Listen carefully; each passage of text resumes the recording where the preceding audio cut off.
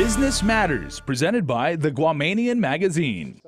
A regional security expert says China's objective is to dominate East Asia and displace the United States.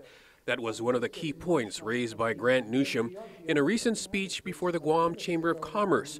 Newsham is a senior research fellow at the Japan Forum for Strategic Studies. In a wide-ranging discussion of current and future prospects for regional stability and conflict, Newsham said he believes Chinese assertiveness will continue for a long time. And the question is, what does everyone else do to assert their own interests? So there's always a political warfare angle to Chinese strategy, and that is to wear down the opposition, to subvert it through psychological operations, political influence, and those sorts of things. And one should always remember that. Now, China has got some problems, of course. It's got some domestic issues. The Chinese Communist Party has outdone the old KMT in terms of corruption. It's a maddening problem for the Chinese leadership. Newsham says adding to Beijing's problems has been a slowdown in the Chinese economy, as he says the Communist Party has shown that it is no better at running an economy than anyone else. Now, the economy has allegedly been growing at 7% and more forever. I don't know anyone who believes that outside of perhaps the U.S. financial community. There is no upside in that system for any official at any level to do anything but meet whatever the central government says the target is. So always think about the Chinese economy, that there's a difference between activity and productive activity, and also one should always question the statistics. Meanwhile, Chinese expansion into the South China Sea is raising alarm among neighbors, including longtime rival Japan. Newsham says Beijing believes it to be sovereign Chinese territory and is not likely to pull back. China has countered with its own concerns about what it calls the remilitarization of Japan. But Newsham believes the Chinese claims about a Japanese threat are nonsense. If you do the math, they don't have the manpower, the hardware, or the know-how to be a threat to anybody.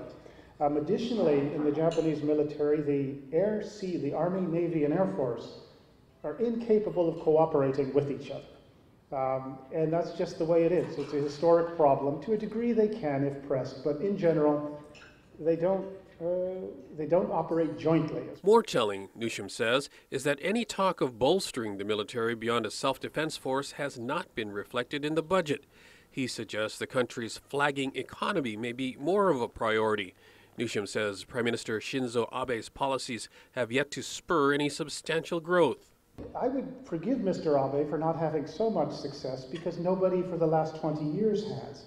I would suggest that what he should do or should have done is listen very carefully to what the Ministry of Finance and Bank of Japan tell him to do, and then do the exact opposite. Newsham also offered a warning about North Korea's nuclear capabilities. He believes it's only a matter of time before Pyongyang's efforts will have to be reckoned with. North Korea it has nuclear weapons. It will eventually put them into a form that you can put onto a missile and send it somewhere. The range and the accuracies will gradually increase, just as they've been doing for the last decade. And at some point, they're going to have these missiles with nuclear weapons on them that can hit anywhere they want them to. And that raises the question of how would the region respond to this or any other major threat to regional security? There's never going to be an ASEAN consensus. They may cooperate, but the notion that there'll be an ASEAN NATO or something like that, it's probably not going to happen. You do find within ASEAN that there are factions isn't perhaps the right word, but it'll work. You have countries like Malaysia, Indonesia, Philippines, Singapore, and Vietnam who are very concerned about Chinese assertiveness, and they do quietly welcome the United States presence. But Newsham says the days when America could go at it alone may well be over. Because there was for a long time a sense that Americans, we were the big guys, and we could take care of things. Well, that isn't quite the same anymore. What has happened is that there has been a gradual erosion over about the last 10 years of the U.S.'s dominance. So now it's, instead of being overwhelmingly dominant, now it's just got a lead here and there. And what this highlights is the need for the U.S. Forces, the UN forces, to really partner with more countries in the region. But make no mistake about it, Newsham says, America is committed to the region, and Guam will be an important part of the rebalance through the relocation of thousands of Marines here from Okinawa. I will stress this, the U.S. is serious about Asia.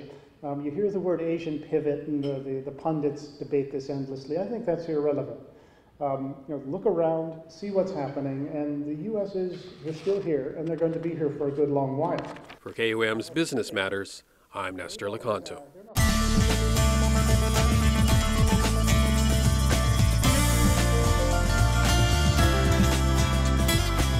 Business Matters, presented by the Guamanian Magazine.